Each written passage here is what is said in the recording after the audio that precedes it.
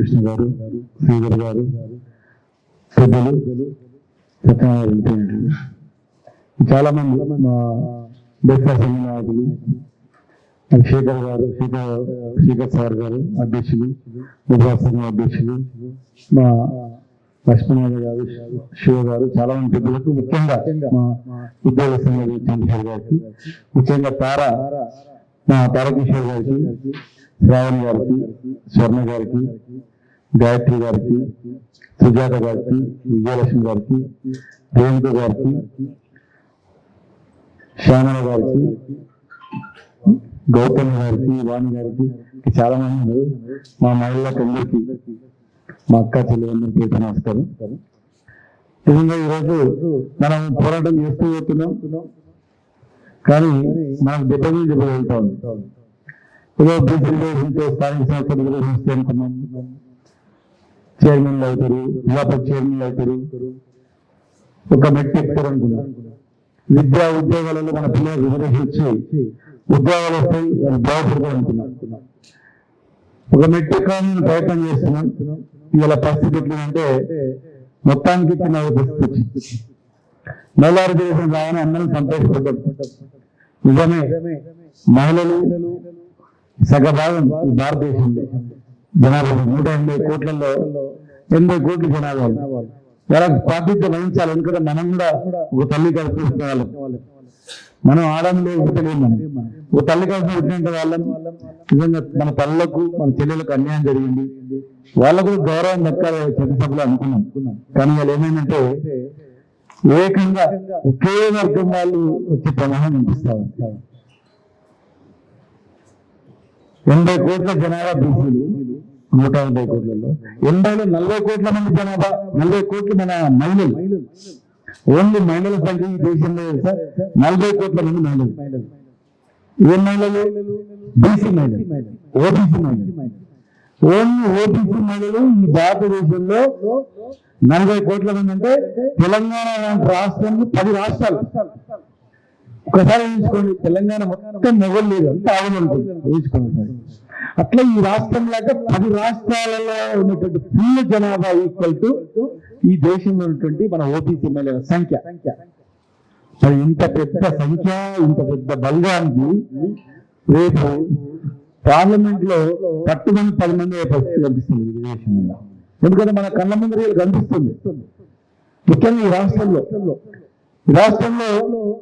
Assembly సీట్లు పెడతా అంటే అదే కనీసం మనం 10,000 మంది పెడతా అనుకున్నారు. కానీ ఎంత ఘోరం అంటే 10,000 మంది కాదు, ఉన్నాయి పోతాయి. మీకు చూడండి, మీ కళ్ళ ముందర ఉన్నటువంటి బీసీలు పోతాయి. దాదాపు అన్ని రిజర్వేషన్ పోగా మిగిలినట్టు ఏంటంటే సీట్లు పెరిగిన తర్వాత కూడా ఒక 80 అట్లా వస్తుంది. 80లో 10 మైనార్టీలకు వెళ్ళిపోతాయి. వీళ్ళలో ఒక 70 వస్తాయి. 70లో మ్యాక్సిమం ఇస్తే టోటల్ గా బీసీలకు 20 నుంచి 25%, 20 నుంచి 25 మంది వస్తారు.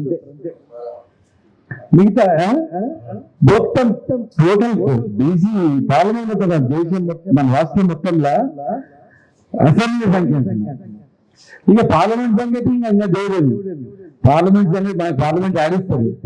ఎందుకంటే ఎక్కువ మంది ఎమ్మెల్యేలు వాళ్ళే ఉంటారు కనుక వాళ్ళ వల్లనే ఓడిపోయినాడు, లేకపోతే టికెట్ అయినాడు, లేకపోతే కాంప్రమైజ్ ఇస్తాను మాట్లాడిన వాళ్ళకే అప్పగిస్తారు. నేను మొత్తం ఎమ్మెల్యే సీట్లకు ఎమ్మెల్యేలకు 7 మందికి తలా 5 కోట్లు ఇస్తా, తర్వాత మీరు చూసుకోవాలంటే ఆ 7 మంది కలిసి మనోడు కూడా ఏం చేస్తుంటే 5 పైసలు అలా దీనికి టికెట్ వస్తుంది. ఫైనాన్షియల్ ప్రాబ్లం అంటే డబ్బులు ఎవరు పెడితే వాళ్ళకి రాజకీయాలు చూస్తున్నాం. డబ్బులు పెడతారు. 7 నియోజకవర్గాల్లో 7 మందికి 7,070 ఇచ్చేవాళ్ళు ఎవరన్నా చెప్పండి. బీసీలు ఉన్నారా? ఆలోచించండి. ఒకవేళ 10 ఇస్తారు వాళ్ళు వచ్చిన తర్వాత 7 మంది 7 అభ్యర్థులు ఏం చేస్తారు? రైతులు లేదు సరే, పలానా వెంకటమ్మకి, పలానా సత్యమ్మకి, పలానా వాణిమ్మకి అంటారా? ప్రాక్టికల్ జరుగుతున్నది. 7 మంది ఏం చేస్తారు? మిల్ల లోపల సమాచారం ఇచ్చి మేము 10 ఇస్తారా మీకు అనగానే 7 మంది ఆ పార్టీ నాయకుల దగ్గరకు పోయి, సార్ బీసీ లేదు ఏం లేదు సార్, మేము కూడా బీసీని ఎత్తున్నారా, మేము 7 మంది కూడా చాలా యాక్సిడెంట్ సార్, పైసలు ఇస్తాడు, నా దగ్గర డబ్బులు వేస్తారని చెప్పి వాళ్ళే కొట్లాడి ఆయన తీసుకొచ్చినట్టు చేస్తారు. ఏదైనా వాళ్ళకి ఇస్తాను కూడా వాళ్ళే పేపర్ స్టేట్మెంట్ ఇచ్చి ఫలానానికి ఇవ్వాలని పరిస్థితి వస్తుంది పార్లమెంట్ లో. ఇంకా అసెంబ్లీ చూడండి రోజు వస్తుంది. ఇప్పుడు ఉన్నటువంటి ఎమ్మెల్యే ఉన్నారు, ఇప్పుడు ఉన్నటువంటి వాళ్ళు అక్కడ ఎక్కువ ఉన్నారు. మరి అక్కడే ఎక్కువ ఉన్నటువంటి వాళ్ళు ఎమ్మెల్యే 20 మంది 15 మంది 20 మంది ఉన్నారు అనుకోండి. ఆ 20 మందిలో 10 ఉమెన్ అయింది అనుకోండి, 10 ఉమెన్ అయింది, 90. మరి 10 మందిలలో ఎవరు వచ్చి నా భార్యను కావాలనేటువంటి వాళ్ళు ఉన్నారా? భార్యను కావాలనేటువంటి పరిస్థితి ఉందా? మొగలు ఉంటే పైసలు ఉన్నా లేకపోయినా సరేలే అని ఏదో ఓట్లు వేసే పరిస్థితి ఉంటుంది. మరి ఆడవాళ్ళు నిలబడాలంటే ఒక 70 ఏళ్ళలో ఉన్న వయసు ఉన్న వాళ్ళు నిలబడగలుగుతారా? చెప్పండి, నిలబడగలుగుతారా? మా మా మా అన్న పెద్ద రేపు ఏంటంటే నిలబెడతారా? అంత ఆ వయసులో పిల్లలకి ఇద్దామంటే పిల్లలకి ఏదో సాగు చెప్తారు, ఫలానా అంటే ఉన్న బీసీ సీట్లు ఏమైతే పోతాయి, జనరల్ ఉమెన్ వల్ల పోతాయి. ఇక ఆల్రెడీ 65 ఉన్న వాళ్ళు 60 మంది ఎమ్మెల్యేలు వాళ్ళ ప్లేస్ లో ఒకవేళ ఉమెన్ అయితే కూడా రాసి పెట్టుకోండి కదా, రాష్ట్రం గొప్పలు చూసుకోండి. వాళ్ళ ప్లేస్ లో ఉమెన్ అయితే ఆయన నిలబడతాడు. నా భార్య ఎవరు నిలబడతారు ఆయన నిలబెట్టండి, మీ ఇంత ఖర్చు పెట్టాలని చెప్తారు. ఇక పార్టీలు ఏం చేస్తారంటే పార్టీలు రేపు ఆర్థిక స్థాయి వాళ్ళ వైపు అవుతాయి. ఎన్ని పార్టీలు ఇవ్వచ్చు ఎలక్షన్ లాగానే గవర్నమెంట్ పరిస్థితులు చాలా మంది భార్య భర్తలు అవుతారు. చూడండి, భార్య భర్తలు ఎంతమంది అసెంబ్లీ చెప్పండి, జంటలు ఒకరైతారా? ఉన్నారు కదా, అంతమంది ఉన్నారు. మరి బీసీలో కానీ ఎస్సీలో కానీ ఎస్టీలో కానీ ఇప్పటి వరకు భార్య భర్తలు ఎమ్మెల్యే అయినటువంటి దాఖలాలు ఉన్నాయా? లేవు. ఎగ్జాంపుల్ మనం ఒక్క పంపించచ్చు, 2 పంపించచ్చు, అవి రేపు 10 అయితే ఉమ్మడి వేసేసిన తర్వాత 10 అయితే దీని అవుతుంది అనుకున్నాం. అయిన తర్వాత ఆమె కాన్ఫరెన్స్ 2 అవుతాయి కదా, 2 ముక్కలు పక్కన వచ్చినాక ఏం చెప్తానంటే ఇక అమ్మ నేను పెట్టుకుంటా 100 కానీ 150 కానీ పెట్టుకుంటా, పక్కన నేను చూసుకుంటా, మాకు భార్యకి లేదా మా కోడలికి అని. కోడళ్ళు కొడుకులు అందరు తయారైతున్నారు, భార్యలు కలిగినారు, కోడలు కొడుకులు కలిగినారు. కానీ ఇక్కడ కొడుకులకు లేదు, కొడుకులకు లేదు, తమ్ముళ్ళకు లేదు. ఇక ఫ్యామిలీ ఇంటి భార్య వాళ్ళు పరిస్థితి చాలా కుటుంబాలు లేదు, చాలా కుటుంబాలు లేదు. పేద కుటుంబాలు చూడాలంటే చదువుకోలేదని మాట్లాడలేని రావడం చెప్తారు. అప్పుడు మరి ఈ రిజర్వేషన్ ఉమెన్ రిజర్వేషన్ వల్ల ఎవరు లాభం జరుగుతుంది? అసలు ఈ దేశం లాభం చేయాలి. అందుకే గతంలో కాన్సీరామ్ గారు, ములాయం సింగ్ యాదవ్ గారు, తర్వాత ఎందుకు ఇంకో పెద్దలు వాళ్ళు వ్యతిరేకించారు. ఉమెన్ రిజర్వేషన్ వ్యతిరేకించాం, కానీ బీసీ రిజర్వేషన్ తో పాటు ఉమెన్ రిజర్వేషన్ పెట్టాలని చెప్పాను. ఉమెన్ రిజర్వేషన్ లో బీసీ రిజర్వేషన్ లేకపోతే ప్రమాదం అని చెప్పారు, ఆనాడే చెప్తున్నారు. అంతా ఇన్ని రోజులు పార్లమెంట్ లో బిల్లు పాస్ చేయాలి, వ్యతిరేకించారు.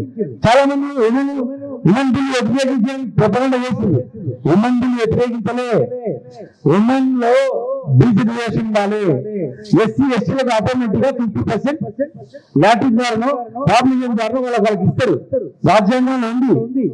కానీ ఇక్కడ రాజ్యాంగంలో లేదు రిజర్వేషన్. ఇంకొకటి ఏం చేస్తారు, బీసీ జనగణన చేస్తామంటే అది తప్పనిసరిగా ఉంది. ఫ్యామిలీ తీసుకుంటున్నారు, రేపు పాపులేషన్ చేస్తా అంటున్నారు, అది రేపు ఇబ్బంది అవుతుంది. అటు ఎన్మరేషన్ చేస్తానికి మోసం చేస్తున్నారు, ప్రమాదకరంగా ఉంది. ఇప్పుడు దానికన్నా ముందే, డిలిమిటేషన్ కన్నా ముందే ఇది అమలు చేయాలని చెప్పి ప్లాన్ చేస్తున్నాం, డిప్లాన్ చూస్తున్నాం పేపర్లో. ఎందుకు చేస్తున్నారు?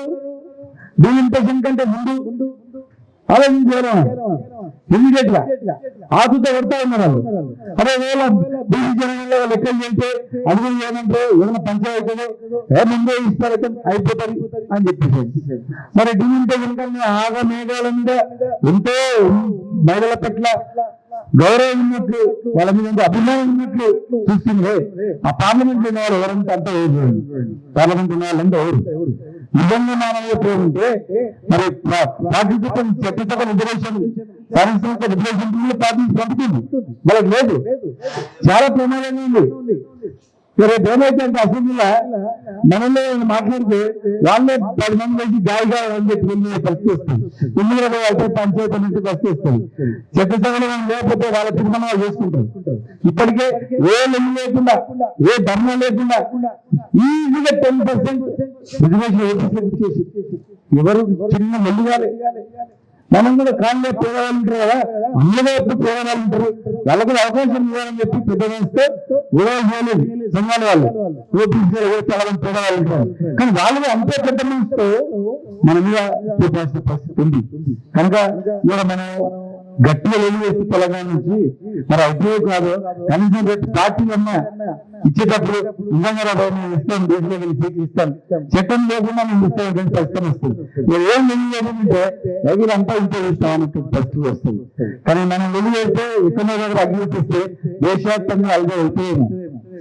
ఎందుకంటే 40 కోట్ల జనాభా ఉన్నటువంటి ఓబీసీలు మహిళలు, ఓన్లీ ఓబీసీ మహిళలు 40 కోట్ల జనాభా ఉంటే ఇవాళ మనం ఏంటి పరిస్థితి చెప్పండి.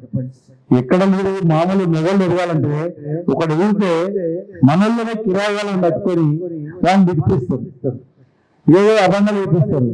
ఏ నువ్వు అలా ఉన్నప్పుడు నువ్వు బిజీ గెలిచేసావా ఆయన కాన్ఫరెన్స్ లో 100 కేసులు అయితే అనుకో, ఎక్కువైనా 10 అయితే అనుకో, నువ్వే ఇస్తావు నువ్వు నా బిజీలకు అన్యాయం చేసినావు అని వాళ్ళే ఇంత ప్రశ్న వస్తుంది అన్నమాట.